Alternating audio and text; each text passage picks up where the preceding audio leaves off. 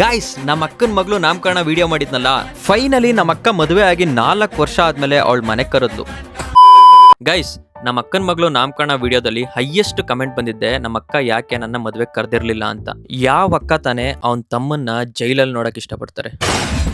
ಇವತ್ತಿಗೆ 7 ವರ್ಷದಿಂದ ನಾನಿದ್ದ ರೀತಿನೇ ಬೇರೆ. 17-18 ವಯಸ್ಸಲ್ಲಿ ಎಲ್ಲಾ ಹುಡುಗರು ಕಾಲೇಜು, ಕೆರಿಯರ್ ಅಂತ ಓಡಾಡ್ತಿದ್ರೆ, ನಾನು ಕೋರ್ಟು, ಪೊಲೀಸ್ ಸ್ಟೇಷನ್ ಅಂತ ಓಡಾಡ್ತಿದ್ದೆ. ನಾನ್ ಮಾಡಿದ ತಪ್ಪುಗಳಿಂದ ನನ್ನ ಲೈಫ್ ಕಂಪ್ಲೀಟ್ ಆಗಿ ಹಾಳಾಗೋಗಿತ್ತು. ಚಿಕ್ಕ ವಯಸ್ಸಲ್ಲೇ ತಂದೆ ತಾಯಿ ಕಳ್ಕೊಂಡಿದ್ದು ನನಗೆ ನಮ್ಮ ಅಕ್ಕನೇ ಎಲ್ಲ ಆಗಿತ್ತು. ಅವ್ರು ನಿಮ್ಮ ಸ್ವಂತ ಅಕ್ಕನ ಅಂತ ಸುಮಾರು ಜನ ಕಮೆಂಟ್ ಮಾಡಿ ಕೇಳಿದ್ರಿ. ಇಲ್ಲ, ಅವಳು ನನ್ನ ಸ್ವಂತ ಅಕ್ಕ ಅಲ್ಲ, ಆದ್ರೆ ನನ್ನ ಸ್ವಂತ ತಂದೆ ತಾಯಿಗಿಂತ ಹೆಚ್ಚಾಗಿ ನನ್ನ ನೋಡ್ಕೊಂಡಿದ್ದಾಳೆ. ನಾನ್ ಮಾಡಿದ ತಪ್ಪುಗಳಿಂದ ಈ ಸಮಾಜದಲ್ಲಿ, ನಮ್ಮ ಫ್ಯಾಮಿಲಿಯಲ್ಲಿ ಅವಳು ತಲೆ ತಗ್ಸೋ ಹಾಗಾಯ್ತು. ಸಿನಿಮಾ, ಆಕ್ಟಿಂಗ್, ಒಬ್ಬ ಆಕ್ಟರ್ ಆಗ್ಬೇಕು ಅನ್ನೋ ಹುಚ್ಚಲ್ಲಿ ನಾನ್ ತಗೊಂಡಿದ್ದ ಡಿಸಿಷನ್ ಇಂದ ಸೀದಾ ಜೈಲಲ್ಲಿ ಲ್ಯಾಂಡ್ ಆಗಿದೆ.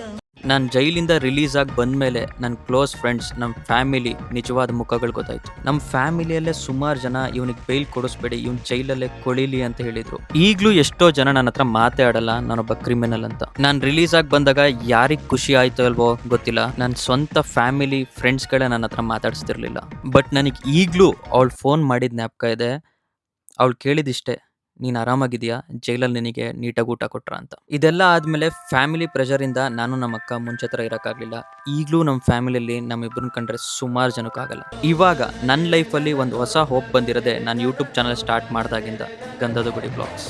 ಸುಮಾರು ಜನ ಅನ್ಕೋಬೋದು ನಾವೊಬ್ಬ ಕ್ರಿಮಿನಲ್ನ ಫಾಲೋ ಮಾಡ್ತಾ ಇದ್ದೀವಿ ಅಂತ, ಬಟ್ ಪರವಾಗಿಲ್ಲ. 2 ವರ್ಷದಿಂದ ನೀವು ಕೊಟ್ಟಿರೋ ಸಪೋರ್ಟ್ಗೆ ನಾನು ಲೈಫ್ ಲಾಂಗ್ ಚಿರಋಣಿಯಾಗಿರ್ತೀನಿ. ನನ್ನ ಲೈಫಲ್ಲಿ ಇರೋದು ನನಗೆ ಒಂದೇ ಗುರಿ, ಯಾರ ಮುಂದೆ ನಮ್ಮ ಅಕ್ಕ ತಲೆ ತೆಗ್ಸೋ ಹಾಗಾಯ್ತು ಅವ್ರ ಮುಂದೆ ತಲೆ ಎತ್ತಿ ನಡಿಬೇಕು. ಆ್ಯಂಡ್ ಆವಾಗ ಅವಳಿಂದೆ ನಾನಿರಬೇಕು.